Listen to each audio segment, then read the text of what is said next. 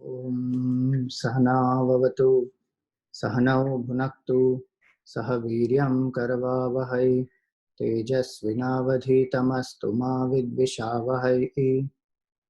ॐ शान्ति शान्ति शान्ति। ॐ समस्तजनकल्याणे निरतं करुणामयं नमामि चिन्मयं देवं सद्गुरुं ब्रह्मविद्वरम् सच्चिदानन्दरूपाय विश्वोत्पत्त्यादिहेतवे तापत्रयविनाशाय श्रीकृष्णाय वयं नमः।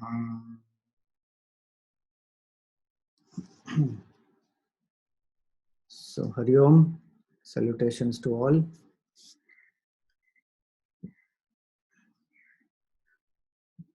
Wish you all a very happy Vishu.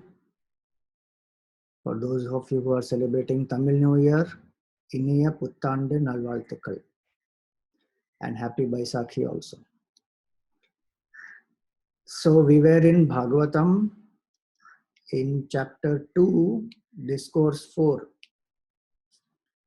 And we saw there that Parikshit Maharaj has asked Shukdev ji about creation. How does the Supreme Lord using his power create this whole grand creation? Does it happen simultaneously or does it happen sequentially? Meaning, is it a simultaneous projection or is there an evolution? How does that Lord protect it? How does he destroy it? So he says this is very difficult for even wise people to know. And so he says that you please tell this to me because you are well versed in this knowledge of the Vedas as well as you are the one who has experienced the divine also. So now Sutaji is narrating what Shukdev Maharaj told. So we are on shloka number 11. Suta uvacha ityupamantrito rajñā gunanukathane harehe rishikeshamanusmritya prativaktum prachakrame. So he says that once Parikshit Raja asked him to speak about the glory of the Lord Hari, Shukdev ji, he tuned his mind to the Lord, Rishikesham Anusmritya. Again and again remembering the Lord, he started his reply. Prativaktum prachakrame. He started giving his answer. Now before he gives the answer, he remembers the Lord first. And then he gives the answer which was given by the Lord himself. Because Bhagavan only created, so Bhagavan only will know. The creator only knows how he creates, sustains and destroys. So the knowledge which Bhagavan himself had given and how it passed on to him and how he is now giving that to Parikshit Maharaj, that he will say later on. So before that he sings the stuti of the Lord. So we have seen in the last class also that there is no stuti that Shukdev ji has formally started with. When Parikshit Maharaj asked him questions, he started giving the answers. He did not invoke the Lord. Generally, invocation will happen first. So formal invocation is coming now. This is called Mangalacharan.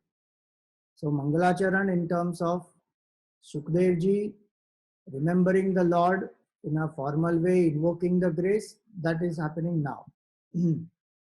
Shri Shuka Uvacha, 12th verse onwards is the Mangalacharan where he remembers the Lord. So what is Mangal? That which helps a person to rise higher is Mangal. Which unites with that which is the source of all Mangal is Mangal.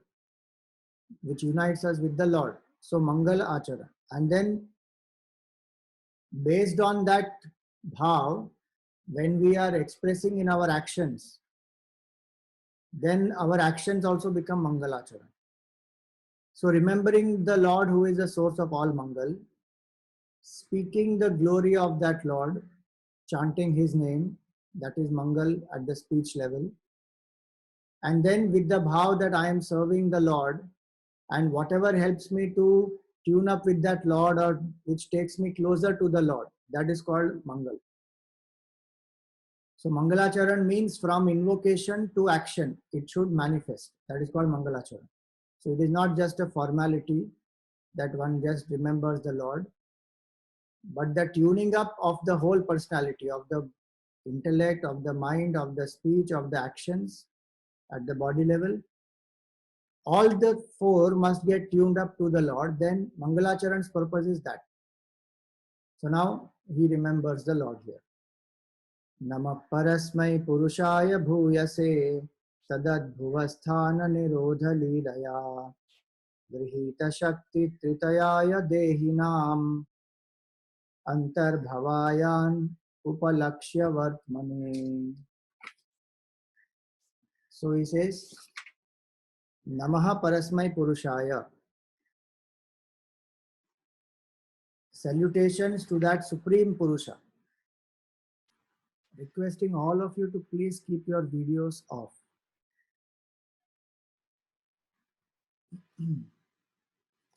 So, Namaha Parasmai Purushaya Bhuyase. Salutations to that Supreme Person, Supreme Purusha, of infinite glory.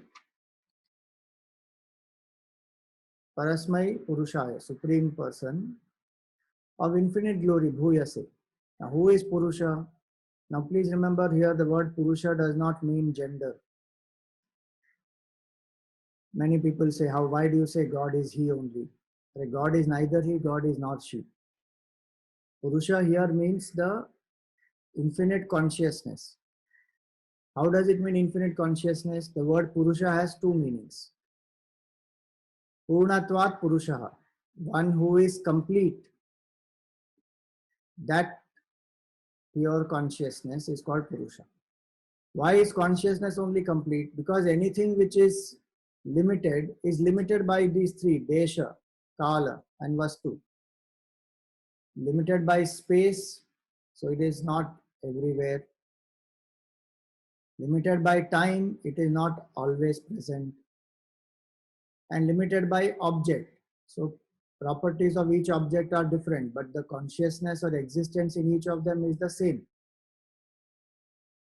So Purnatvat Purusha, that supreme infinite consciousness who is the source of this whole creation, he says, I bow down to that. So one meaning of Purusha is Purnatvat Purusha, one who is complete. And where is that which is complete? It is a substratum of the whole universe, no doubt. But second meaning of Purusha is one who is in the heart. Our body is called as a Puri or Pura, city. The city with 9 gates, Navadware Pure Dehi. So the city of 9 gates is this body. What is that which enlivens this body? The king who is living as though in this city is that Purusha. Purau Shete iti Purusha. So one who enlivens this body to perceive, who enlivens the mind to feel, who enlivens the intellect to think, that consciousness is Purusha. So to that supreme, so now in the word Purusha itself, if you actually see word Purusha is a, if you don't call it Maha, like Mahavakya is the one which shows the identity of Jiva and Brahma. This is not a Vakya, this is a Shabda. So you can call it as Mahashabda. One Shabda itself is showing the unity of Jiva and Brahman. How those two etymological meanings? In first meaning it is Brahman. Purnatvat Purusha. So we say Purnamadaha Purnamidam. That is Purnam, this is also Purnam. So Purnatvat Purusha is Brahman. And Puraushete, it is Atman. That Brahman is this Atman is that Brahman. So Purusha word itself is a Mahashabda, abridged version of Mahavakya. So we don't even need three, Tat Tvam Asi or Aham Brahmasmi or Prajnanam Brahma is 2 words. I am Atma Brahma, 3 words. Here it is 1 word only, Purusha, bas. Nama Parasmai Purushaya Bhuyase. Salutations to that Supreme Purusha. Who is that Supreme Purusha? Who has brought out this whole creation, who sustains it and who destroys it as a sport.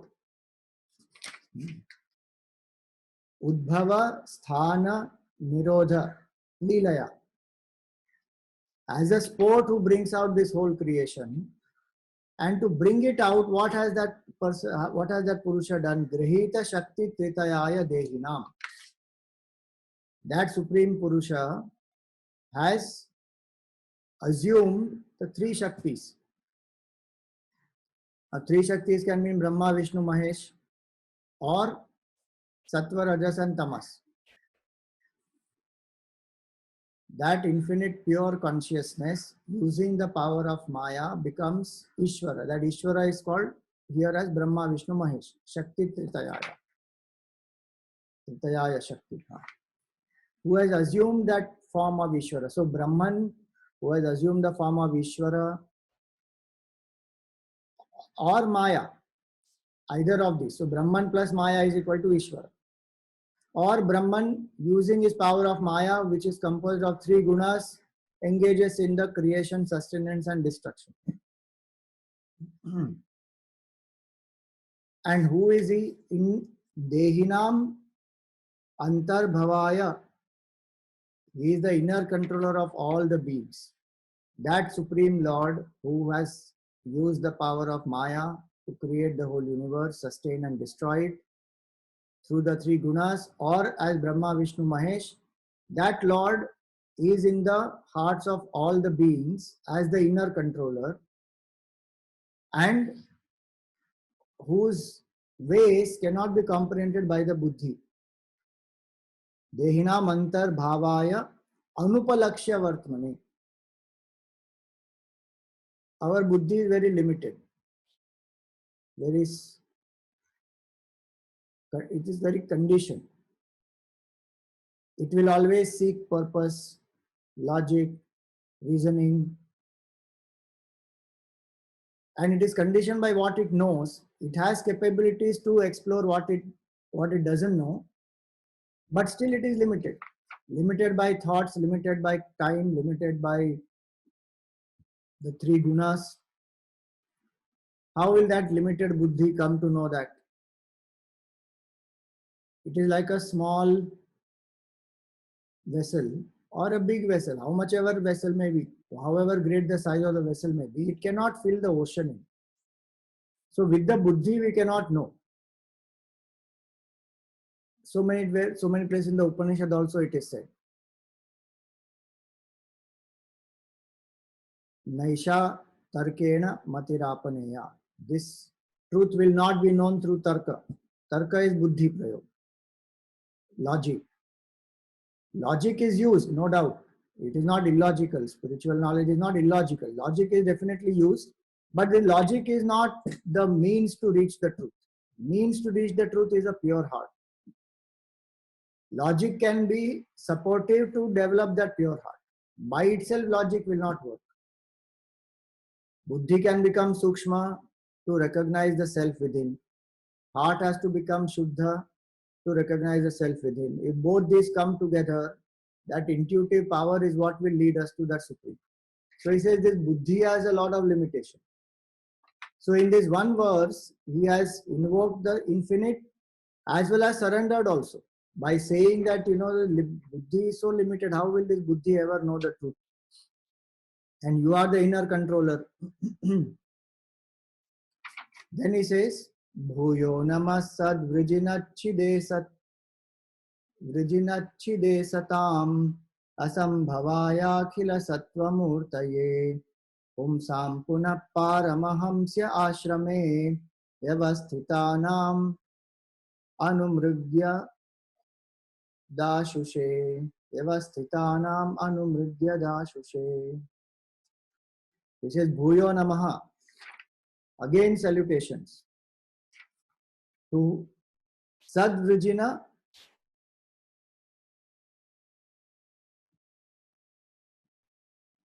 Sadvrijinachide Satam. So salutations to you who root out the sorrow.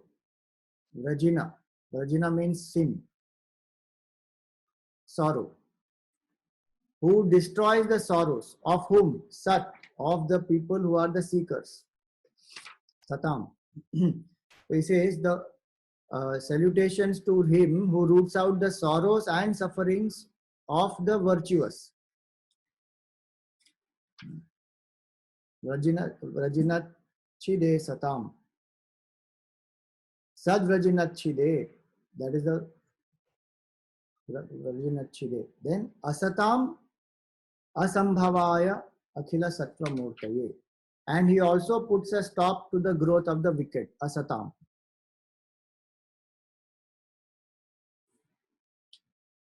And see here in the commentary, in the translation it is written, he who puts a stop to the material growth of the wicked in bracket and grants them liberation. That is his compassion.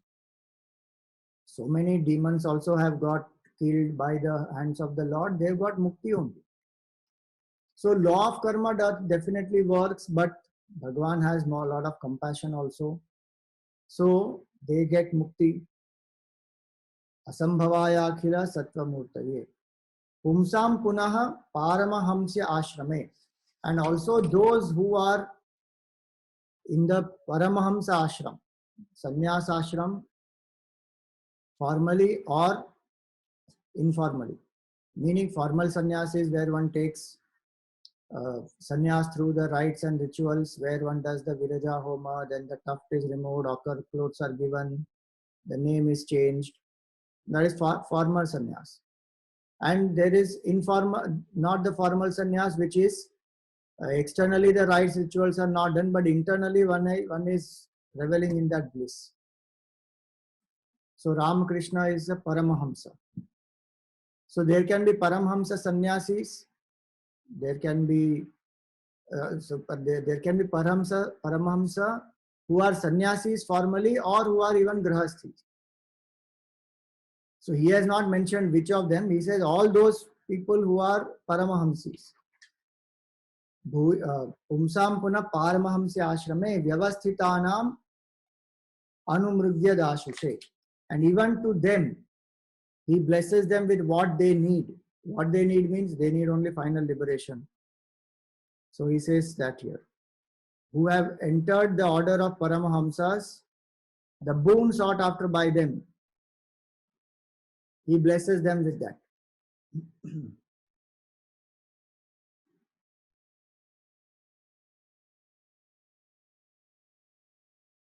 So there are people who are devotees. He bestows on them the boon of his love and removes their sorrow. Those who are suffering, those who are wicked, he puts the stop to their material growth and gives them also liberation. And those who are Paramahamsas, they also get liberation. All of them. Why? Because all are his own manifestations. Namo namaste Varishabhaya Satvatam Vidura Kasthaya Muhukku Yoginam Nirasta Samya Tishayena Radhasa Swadhamani Brahmani Ramsyate Namaha. Now he says that glory to you who foster your devotees but are far from the reach of those who are destitute of devotion.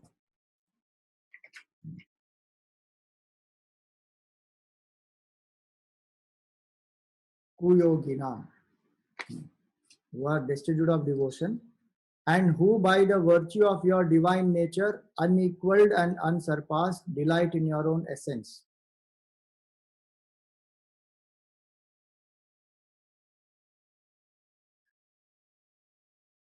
which is known by the name of Brahma, the Absolute. So those people who are Kuyogi, for them you are very far, meaning the Atma is the self of all. What was said in the earlier shloka, that all are your manifestation. If all are your manifestation, then why some people realize and some people don't? That is because the mind is extroverted, devoid of devotion, the mind is extroverted.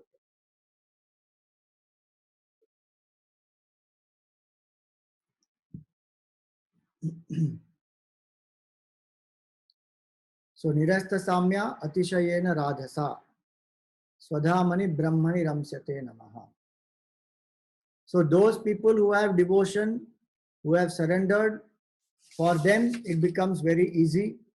But for those who are destitute, it is not possible. They don't realize the truth till they don't develop devotion.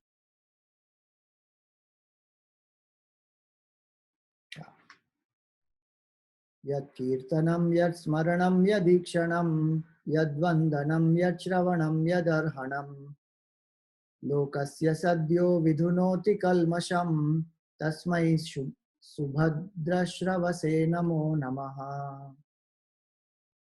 So now it was said earlier that those who are devoid of devotion, they will not gain this knowledge or they will not unite with you.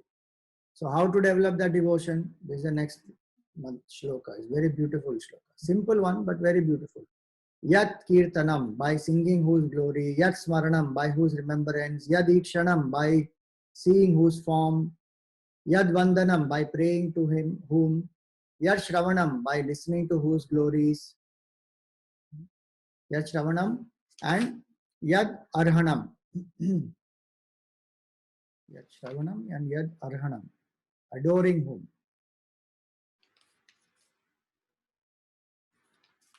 What will happen? Lokasya sadyo vidhunoti kalmasham. Quickly they will be freed from their sin. Just kirtan, smaran, ikshan, vandan, shravan, arhanam. Any of these. Lokasya sadyo, quickly. Vidhunoti, they will be freed. Or their kalmasha will be destroyed. Sin will be destroyed. Tasmai subhadra. You are that most auspicious one. Shravase namo namaha. You are the most famous, most auspicious one. To you, salutations again and again. Simple means, no, it is devotion is. What is so complicated and difficult in doing that? You know how human being works, you see. Some people, complicated theories they will want and break the head with that and study all kinds of logic and tarka and then creation theory and this and that and put the head into that fully. And still wonder, you know, why the truth is so far, why I still don't realize. I'm not saying one should not study Upanishads or read the theories of creation or any such thing. But in that process, one forgets devotion. Such a simple means. Kirtanam, Shravanam, Vandanam, Archanam, all are simple means. Any one also one can apply. If I cannot apply all, any one. You know, if you read the Mandukya Upanishad, Gurudev's commentary on Mandukya Upanishad, in that, just in the beginning, you will find one letter of Tapovan Maharaj. I will post the picture of it on the group after the class. So in that letter, Tapovan Maharaj has congratulated Gurudev because Gurudev was very fascinated by Mandukya Upanishad. Please remember Mandukya Upanishad. We go on confusing Mundaka, Mandukya, Mundaka, Mandukya. I am taking Mundaka Upanishad class on Monday evening and 90%, I am not joking, 90% of people who are studying it still call it Mandukya Upanishad. In spite of giving clarification, they still message, I have registered for Mandukya Upanishad, I have not got email. Arey, what Mandukya Upanishad? That is Mundaka Upanishad. This is Mandukya Upanishad, two different Upanishads. Anyway, so in Mandukya Upanishad, there are only 12 mantras, and it describes the highest state as Turiya Avastha through the three matras of Om and Amatra. The silence between two Oms is called Amatra. And there is a commentary on that. There is a Karika on that by Gaudapadacharya, the great Gaudapadacharya, whose Shishya is Govinda Bhagavat Pada, whose Shishya is Shankaracharya. So Gaudapadacharya ji has written long Karika on that, refuting all the different schools of philosophy and establishing the glory of Advaita. And Shankaracharya ji has written commentary on that. And if you read that Karika and the commentary, it says the world never got created also. The absolute changeless, how can it produce anything? It doesn't, there is no world, there is no creation. Ajatavada is the highest philosophy. Gurudeva was very fascinated by that highest philosophy. So when he came down to share this knowledge, he started one or two Upanishads he did, and then he announced Mandukya Upanishad. So you should read that letter of Tapon Maharaj, where he writes that, this highest philosophy Mandukya speaks about, there is no world, etc. But you cannot realize that state until you have grace of the Lord and there is purity in the mind. So do not ignore. Don't say that the world never got created. Who is Jiva? Who is Jagat? What Ishvara? Who should I pray to? I will not pray. So he says very clearly in that do not ignore the sadhanas. Continuously remember the name of the Lord. Imagine Ajatavada is the highest philosophy which says world never got created. Meaning there is only one Brahman. There is no Triputi of Jiva, Jagat, Ishvara at all in that supreme state. And in that letter, Tapon Maharaja said, you may study that, you may teach that, but you cannot realize that until you have the grace of Ishvara. Why? Because I am studying as a Jiva. So as long as Jiva Bhav is there, Ishvara is there. And Jiva Bhav will surrender only in front of Ishvara. So remember the name of the Lord. We should never forget that. Tapon Maharaj himself used to go to the temple of Kashi Vishwanath, take Ganga Jal, go to the temple, do the Abhishek. He is Advait Vedanta.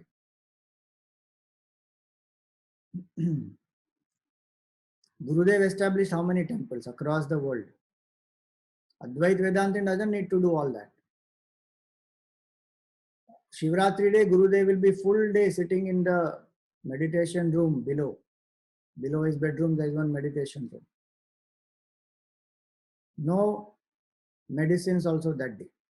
Remember the name of Lord Shiva. Night, in the evening, straight he will go into the temple for the Arati. So Advaitic realization is the realization of this Supreme Lord only, who is the source of this whole creation. And devotion to that Lord alone will help us even to understand what the Upanishads are saying. It is not possible otherwise. See, a person like Shukdev ji himself is invoking Bhagwan. What level of Vairagya he has, what bhakti he has, and he has also become one with the Lord. Does he say that I will tell you on my own? This is how creation was created. No. You will see as we go along. He will say what Bhagwan himself told to Brahmaji. He doesn't come out with his theory. So whatever we study, Upanishads we may study, Brahma Sutra we may study, Ashtavakra Gita we may study, any of them may even dismiss the whole creation. But to experience that state, this sadhana is very important. So I should ask myself, what sadhana am I doing to develop bhakti? And don't say I am serving, so I am doing that sadhana. serving the Lord, serving the society around as the manifestation of the Lord, that bhav, how much we are able to maintain, that sincerely one should ask. Merely doing seva doesn't mean it is karma yoga. Do I remember Ishvara every time? I say Ishvara arpitam nechaya kritam. And with that bhav that I am serving Bhagwan only, if I am doing, then that is one type of seva, one type of bhakti, no doubt in that. But many times we use that seva as an escape from formal bhakti. Because formal bhakti, sometimes there are wrong notions. We feel, no, I don't want to do idol worship, or this is puja part, I am not a ritualist, all kinds of confusion. Or I am a Vedantin, I don't need to worship this duality, all confusion. Sitting quietly and doing any of this, no, kirtan, smaran, ikshan, vandan, shravan, that requires us to withdraw the senses, remember the Lord, or see the Lord through the senses, experience the Lord through the senses, then close the senses and visualize the Lord in the mind. That is a subtler practice. That will purify the mind, that will unify the mind. So it should be done. It should not be ignored. As a bhakta also, one loves the Lord, so one will want to do. Not as a formality, because one loves to do. With the bhav of prem and bhakti, one has to do. As a student of Upanishad also, I must do. Why? Because that will give me the chitta shuddhi. Then only the Upanishad knowledge can be understood also and experienced also. All the great masters in all the Vedas, don't we see Shanti Mantra? In that Shanti Mantra, what is the prayer? It is a prayer to Ishvara only. So we should never forget that. So here it is. One should ask oneself, what is that? Because this is the simplest method. Lokasya sadyo vidunoti kalmasha. The fastest method to destroy the sins is Bhagwan Naam. Bhagwan's Roop, Bhagwan's Kirti. Singing the glory of the Lord. Fastest. Sadyo vidunoti kalmasha. Ratnakar became Valmiki. Quickly. It will come now. When we Bhagavatam, it will come. How Dhruva realized, how Prahlad realized. All of them, name of the Lord. Gajendra, he called out to the Lord. And he said, if I am calling out to the Lord, why call out to the Lord to save me from physical pain and death? I will call out to get moksha only. Gajendra Moksha Prasang is very beautiful. So he called out to Bhagwan. How he was able to remember Bhagwan at that time? Because in our earlier life he has done sadhana of remembering the Lord in the good time. Otherwise, where Bhagwan Naam will come? In good time, if I don't remember Bhagwan, in difficult times, it will not come only. So one should remember that kalmasha, sin, gets destroyed by chanting the name. See, beyond a point, one cannot explain more on this. One has to practically experience it. Anushthan is one beautiful method to do that. Anushthan means that one must be able to set a fixed number. I'm talking about Nam Japa. There are different other types of Anushthan. But suppose you say that every day I will chant 108 times minimum. And if you fix a time for it, then that is great. Same time and same quantity. Whatever number you fix. So that Anushthan will bring consistency, it will develop devotion, and one will experience literally that the Nam Smaran, when I do, then through the day also Nam Smaran continues. The mind keeps on chanting the name of the Lord. How many agitations just go away? Earlier the mind was filled with so much of klesha and what is it called? Dukkha and raga, dvesha, all that is kalmasha. 6 vikaras. Kama, krodha, lobha, moha, mada, matsarya. Bhaya, shoka, raga, dvesha, ahankar, all this, that is called sin. So one is that is called as sin, the agitations in the mind here, subjective agitation, that is the sin, kalmasha. Second is we may have done some wrong karma in the past. That karma phala also is sin, which prompts us to do something wrong further, because that vasana is there. So those vasanas of papa also get destroyed just by chanting name of Bhagavan. And when the negative karma phala is coming to us, the strength to face it also comes from Bhagavan Nam Smara. So any one sadhana can be taken up.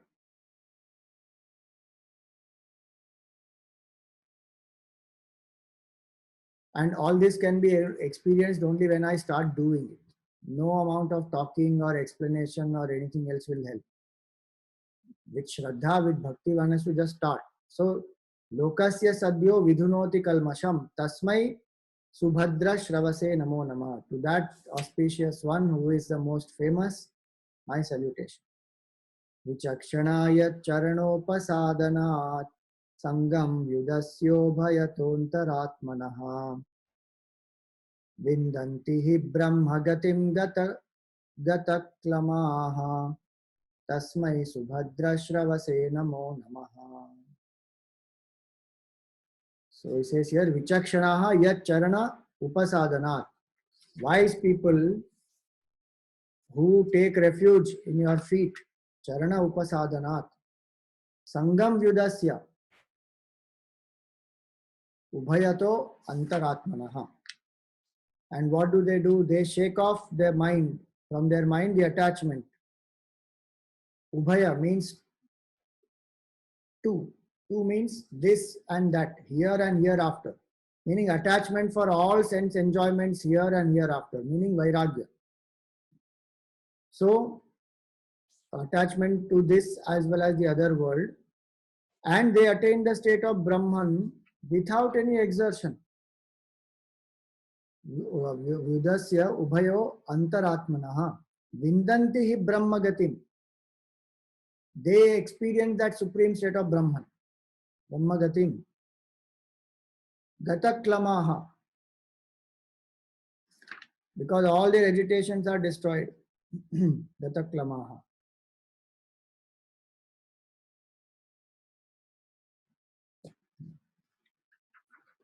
So in the translation, this line which comes again and again, no, Tasmai Subhadra Shravase Namo Namaha. So that is not repeated again and again here, though, because once it has come earlier. So in the translation, they have not added that. No, it has come, yeah, it is there. No, it is there. In the beginning it comes. Hail to that Lord of the blessed renown.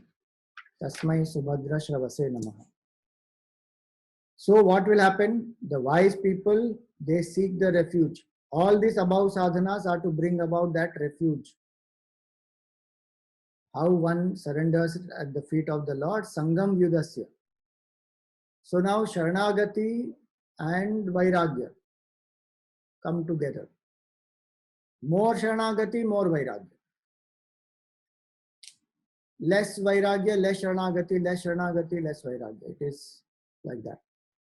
So if I say I have surrendered to Bhagwan, but my mind is attached to sense enjoyments here and hereafter, then that means that Sharanagati is not complete. Still the mind has lot of fascination for the world outside. That means my sadhana has to increase more and more so that all the bhoga vasana gets destroyed.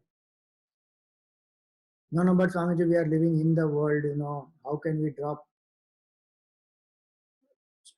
Childhood toys we will drop or not? At some point we will drop. World also is like that. How much one will enjoy? For how long? After a point, it is same thing.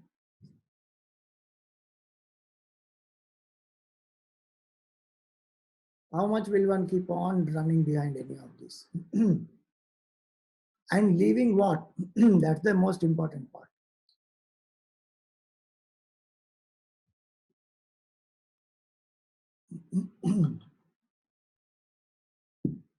Leaving what am I running behind the temporary? I am leaving the bliss of Brahman, the absolute bliss, the oneness with the Lord, supreme peace I am leaving, running behind the temporary.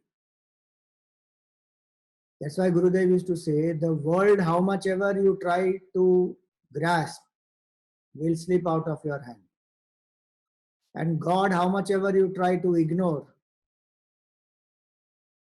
you can never run away from the Lord, because He is our own true self. That's the reason why we don't worry, Swamiji. Anyway, Bhagavan is ourself. Chalo, khao, piyo, mauj karo. Some point or the other, we will realize Bhagavan. That argument is applicable when I don't feel the pain of samsara. If I feel the pain of samsara, it's like the head is on fire. A head is on fire, then one is not going to indulge in any sense pleasure. One will jump into water, find where is water and go and run and jump there. As long as I am comfortable in samsara, vairagya will not come. Because of bhoga vritti, I am happily comfortable in bhoga. How much we go on complaining about our life and our work and our travel and pollution and socializing and so many things we go on complaining. Now Bhagwan has said, chalo, I take away all that. Now lockdown extended further till May 3rd. How much time am I spending to remember Bhagwan now? So many reasons and excuses I had before. Now all those are gone. Temporarily though it is gone, but it is gone. Has my sadhana increased? No, Swamiji, where is time to do sadhana? All housework has increased now. We have to do jhadu, pocha, bartan, everything we only have to do. Even after that, there is enough time to do. It's only a question of our willingness. So if we actually do this sadhana, Sharanagati and Vairagya, both will happen. If we wait when Vairagya will come, then I will do and then I will surrender at the feet of the Lord, that will not happen. Vairagya comes because of Vivek. Vivek comes because of Satsang. Satsang comes because of Punya. Punya is generated by taking name of Bhagwan. So now what started what? Start taking name of Bhagwan, that's all. No, Punya comes through other means also. Okay, it comes through other means, but the fastest means is Bhagwan Naam. So if I have surrendered to the Lord, if I say I have, many people have that Brahma Sambandh. So if I say I have taken Brahma Sambandh, the deeper meaning of Brahma Sambandh means what?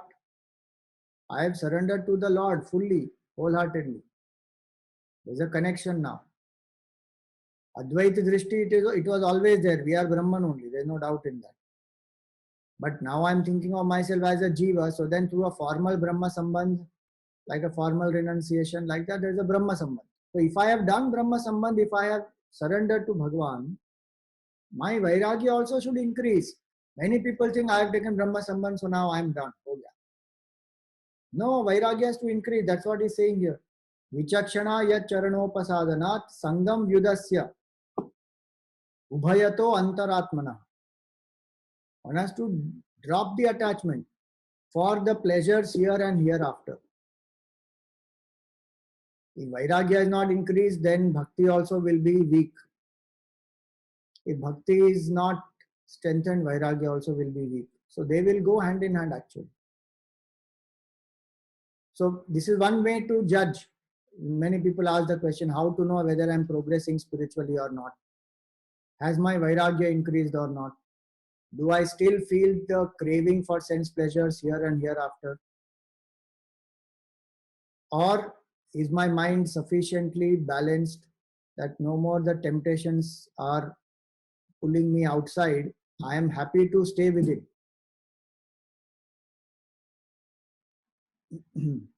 Like right now, A simple way to judge that is not to become judgmental of anybody, it is just to understand our state.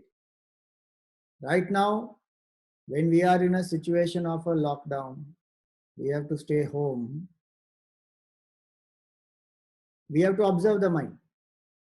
There is a reason, external reason, because of which there is a certain control that has been imposed on us. Dhamma is there now. Sense control has to be done because you cannot go out. No theater, no mall, no pub, no junk food, nothing. No, but we are making it home and eating. Then the purpose is gone now. The question is to figure out that is there a craving inside for any of these? No, somebody, it is there.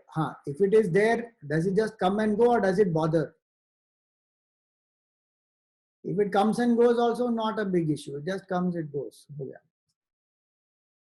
But there are some people who, in this lockdown situation also, are demanding so many things. And there are people out there who are ready to supply also. If you give a certain order for 10,000 rupees, we will supply you. And people are ordering. I want pav bhaji, I want this cake, I want that wine, I want this alcohol, I want that kind of a pizza. Okay, do. There's nothing wrong. I'm not judging anybody or anything is right or wrong. I'm just saying for a bhakta, how to judge the vairagya. That is there a craving? If there is a craving for all these, at the same time, I am not giving enough, I'm not able to spend more time in sadhana, then that means I have to still grow a lot in vairagya as well as in saranagati. These are, if I want to realize absolute, then I have to follow certain principles. No, these are some of the principles. He says very clearly, Sangam Yudasya, Ubhayato Antaratmana, Vindanti Brahmagatim. Then those people realize Brahman. Vindanti hi Brahmagatim. Gata Klamaha. Because all their agitations have been destroyed. That self which was already their true nature as Brahman reveals. Quickly they attain that. So salutations to that Supreme Lord, by surrendering to whom one's vairagya for pleasures here and hereafter increases.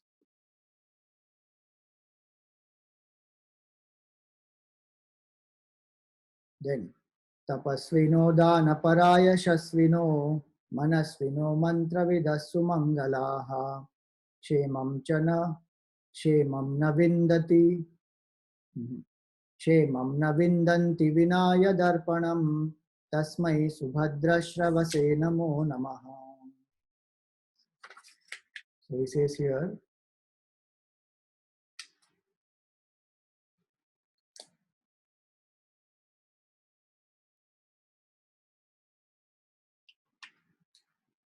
tapasvinaha, those who are tapasvis, who do a lot of austerity. Tapasvinaha, danaparaha, those who engage in charity. Yashasvinaha, those who are men of glory. Manasvinaha, who are manasvi, who have controlled their mind and the senses. Mantravidaha, the knowers of mantras. And sumangalaha,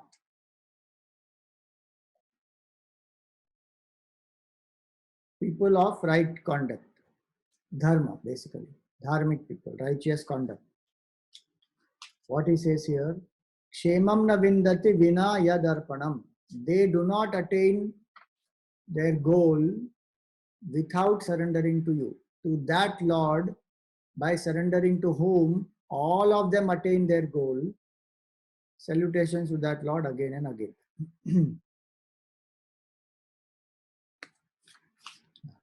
Kshemam na vindanti. Kshema is blessedness. Kshema is auspiciousness. So Kshemam na vindanti vinaya darpanam. So all this also. So what is the meaning of this shloka? I may do lot of tapasya, but it depends on the bhav. Tapasya can help me to reduce the ego when I offer it to the Lord, or it can boost my ego. I am a great tapasvi. I have this siddhi. I have that power. I did this. I did that. All ego will come up. That's why in the Gita there's a very nice shloka, I think in the 9th chapter, where he says, Yad karoshi, whatever actions you do, Yad ashnasi, what you eat, Yad juhosi, what sacrifices you do, the ritual, Yad juhosi, dadasiyat, what dana you do, meaning whatever charity you do, Yad tapasyasi kaunteya, and all the tapas that you do, maybe controlling the mind, controlling the senses, sitting in meditation, fasting, mantra japa, any tapasya, yat tapasyasi kaunteya, tat kurushva madarpanam, offer all that to me. Why he said offer all that to me? Because then the result of this tapasya will be complete. What is the result of this tapasya? That we should be able to let go of the ego. But if the tapasya only makes me more egoistic, then it has lost its purpose. That's why even when we complete the puja, at the end of the puja, what we say? Narayanaya iti samarpayami. Om tatsat brahmarpanam astu. Offer to Bhagavan. Similar shloka is this. Tapasvina, Danapara, Yashasvi, Manasvi, Mantravid, Sumangala. All of them, they attain blessedness only when they surrender to the Lord. To that Supreme Lord, my salutations. Now, in the next month shloka, certain class of people is described who are those who engage in such actions which bring papa. Maybe engaging in violence or engaging in adharmic activities. Here it is said even such people get freed from their sin by your grace. Iratahunandhra pulinda pulkasa abhira kankaya vanakhasadayah yenye cha papa yadapashrayashrayaha shuddhyanti tasmai prabhavishnave namaha. Now don't equate any of them to the current people. These are dynasties, these are clans which were there at that time, and the names are given here. So what are the names? The Kirata, Huna, Andhra, Pulinda, Pulkasa, Abhira, Kanka, Yavana, and Khasas. And all the others who are not even named here, but Anyecha Papa, Yad Apashrayashrayaha. All of them who are also doing Papa, like all the other clans mentioned, there are many others who are also engaged in such actions. All of them, they are purged of their sins by taking refuge in the Lord. Shuddhyanti tasmai Prabhavishnave namaha. Salutations to that Supreme Lord who is Vishnu. Now Shuddhyanti means what? See, whatever the karmas they have done, the karma phala of that will come. That nobody can deny. But the tendency to do that again, that goes away. That is the Shuddhi.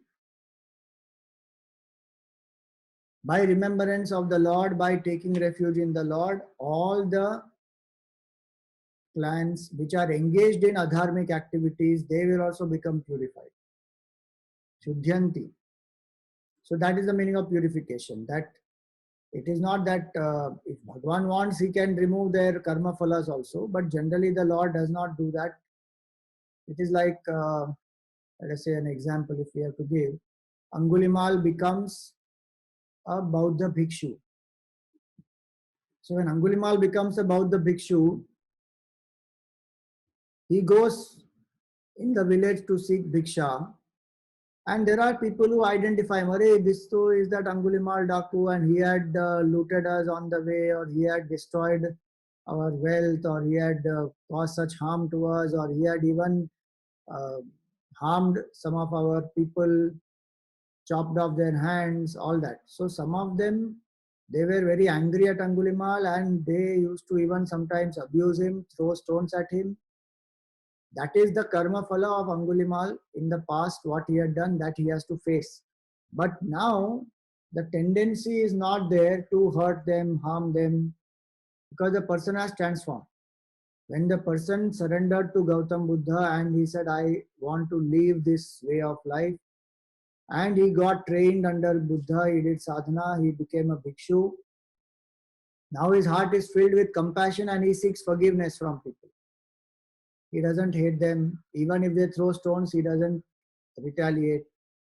That is called Shuddhyanti, where the tendency will go away. And that is real purification. Because now no more that person will again do the wrong. So that is called Shuddhyanti. Shuddhyanti tasmai Prabha Vishnave namaha.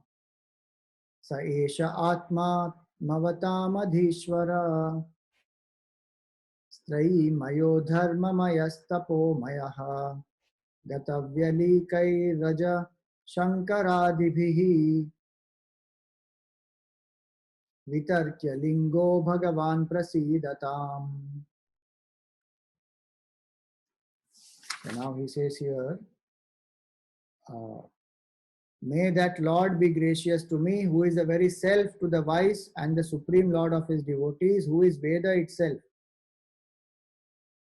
who is Dharma personified and austere penance, and whose reality is looked upon with wonder by sincere devotees like Brahma, Shankara and others.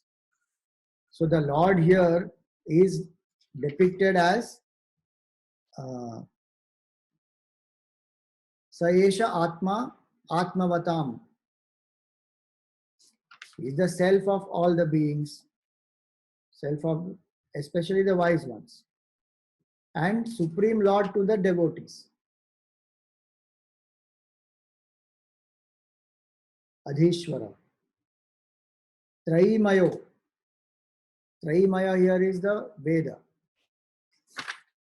Is the Veda. Why is Veda called Traimaya? Now there are two meanings of this. Traimaya, one meaning of Traimaya means the Vedas speak about the three gunas, Sattva, Rajas, Tamas, and how to transcend these three. So it is called Traimaya. This meaning comes also from Bhagavad Gita, where in the second chapter Bhagavan says, Traigunya Vishaya Vedaha Nistraigunyo Bhavarjuna. O Arjun, Vedas talk about three gunas. You must go beyond the three gunas. Nistraigunyo Bhavarjuna. Major part of the Vedas is how to live in the three gunas, how to manage the three gunas. And the transcendental portion is very small, whatever we call as Upanishads. So he tells Arjun, you go beyond the three gunas.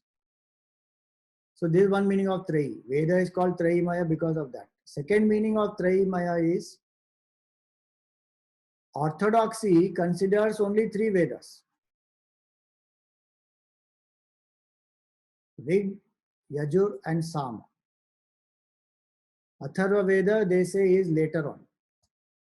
So Orthodoxy considers Vedas only three, Traimaya. So that's why here is Traimaya. Dharmamayaha, Tapomayaha. People who are following Dharma, people who are following Tapaha. Gatavyali Kaihi. Aja Shankaradibhihi. Vitarkya Lingo Bhagavan Prasidatam. And for all these people,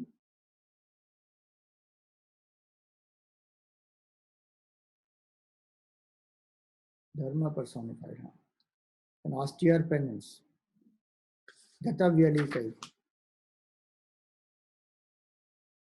No, Tapomayaha is that. Tapomayaha, austere penance. Gatavyali Kaihi Aja Shankaradibhihi. Brahmaji and Shivji and all of them, they look upon him with great wonder. To that Lord Vishnu is my salutation. May that Lord be gracious to me. Prasidatam is written there. Shriyapatihi Yajnapati Prajapatihi Dhyam Patirlokapatirdharapatihi Patirgatischandhaka Vrishni Satvatam Prasidatam me Bhagavan Satam Patihi. This is one of the famous verses of Bhagavatam. So he says Shriya Patihi, Yajnapatihi, the Lord of Shri, meaning Lakshmi Devi, Yajnapati. All the yajnas are done dedicating it to the Lord only. Bhagwan himself, one of the names of Bhagwan is Yajna in Vishnu Sahasranam. So Yajno vai Vishnu, it is said. So he is a Yajnapati to whom all the offerings are made. We may say it is offered to Indra or Agni or Varuna or Vayu or any of the devatas, but it is reaching the Lord only. He is the real Yajnapati. So Shriyapatihi, Yajnapatihi, Prajapati. He is the Prajapati who has taken forth the creation also. Prajapatihi, Dhyam-patihi. He is the Lord of my buddhi also. And then Lokapatihi, the Lord of this whole earth. Then Patihi, Gatihi cha, Andhaka, Vrishni, Satvatam. These three, Andhakas, the Vrishnis and Andhaka and Vrishni actually, and Satvatas, yes. Andhaka, Vrishni, Satvatam. He is a protector and the asylum of Andhakas, Vrishnis and Satvatas. See, Vrishnikula is where Krishna Bhagwan was born. So one of his name is Varshneya. Andhaka, Vrishni and Satvatam. And who else is he? Andhaka, Vrishni, Satvatam, Prasidatam me Bhagavan Satam Patihi, of the Lord of all the holy ones, the sadhus, santa, etc.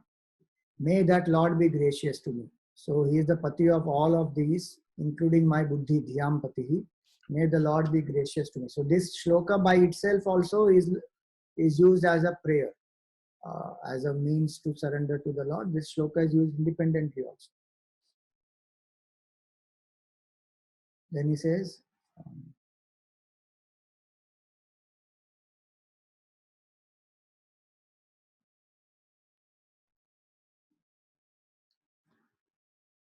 so though this looks as a longer meter, but it is same tune. Yadanghriyabhidhyana samadhi dhautaya dhyanupashyanti his tattvamatmanaha vadanti chaitat kavayo yatharucham same mukundo bhagavan prasidatam prachodita yena pura saraswati vitanvatajasya satim smritim hridi स्वलक्षणा प्रादुरभूत किलास्यतः समे ऋषीणां वृषभ प्रसीदताम्. So goes on to say, the wise men realize the truth. The wise realize the truth of the self with the help of their reason, purified through samadhi in the form of meditation on his feet, and describe it according to their own predilection. May that Lord Mukunda, Mukunda means one who gives moksha. Muktim dadati iti Mukunda. So may that Lord Mukunda be gracious to me. Meaning the one who is realized by these great masters who have purified their mind through the state of the samadhi, by whose grace they attain that samadhi, by whose grace they experience that supreme state, and then they describe about that state in their own, as per their temperament. What is the meaning of temperament? As per the temperament means whatever path they have followed. Some may have got into samadhi through yoga marg, some may have got through bhakti marg, some may have got through jnana marg. Whichever path they have followed, whatever is their samskar in terms of their sadhana, they will come out and express according to that. Vadanti chaitat kavayo yatha rucham same mukundo bhagavan prasidatam. May that Lord be gracious to me. Prachodita yena pura Saraswati. Then he says, by that, see, the Lord inspired Saraswati Devi, egged on by him at the dawn of creation to revive in Brahma's heart the memory of the past cycle. Saraswati appeared from the latter's mouth in the form of the Vedas with all her limbs. So the Shiksha, Kalpa, Nirukta, Jyotisha, Chandasa, and Vyakarana. These are called Veda Angas. Veda along with Veda Angas. When it appeared, may that Lord, the foremost of the disseminators of wisdom, be propitious to me. Meaning, Bhagavan inspired this knowledge in the heart of Brahmaji through Saraswati. Prachodita yena pura Saraswati vitanvajatasya satim smritim hridi swalakshana pradurabhut kilasyatah same rishinam rishabha prasidatam. Rishinam rishabha. The best amongst the rishis, the Lord is mentioned here as the best of the rishis. One who is a disseminator of the wisdom. May that Lord, the foremost amongst all the rishis. See, Bhagavan itself is called Rishi here. He is the one who is the first disseminator of this wisdom. How he did it? He inspired Brahmaji in his memory. What did he inspire in his heart? Earlier cycle. And then now how the new cycle has to be created. So for that, through Saraswati Devi, the Vedas. So we have, if you remember, Matsya Avatar. Bhagavatam only will explain about it. So if you remember in that story, it comes, that Vedas came out of the mouth of Brahmaji when he was in deep meditation. And this Hayagriva took away the Vedas. That's what the meaning is here. That in quiet moments, contemplative moments, Brahmaji was inspired by Vishnu Bhagavan, the Supreme Lord, and the Vedas and the Vedangas came out for this creation. So this has a lot of significance.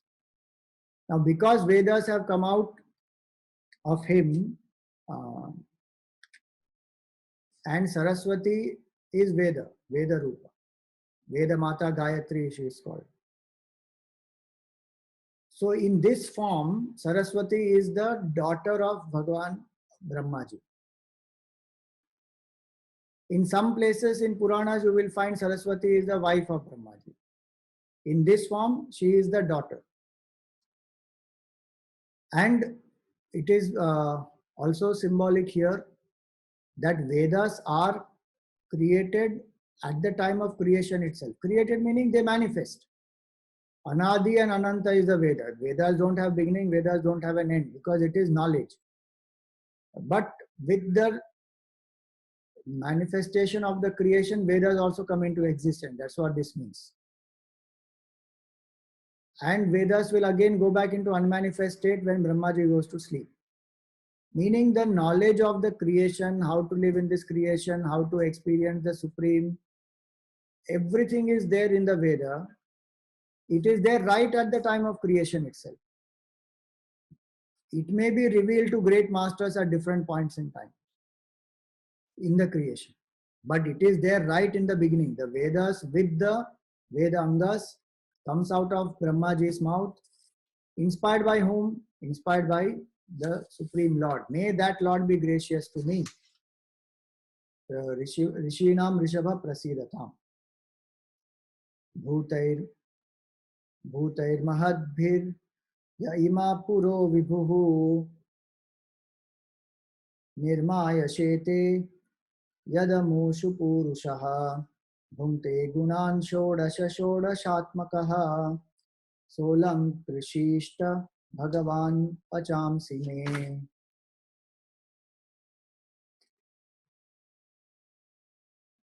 So now that Lord,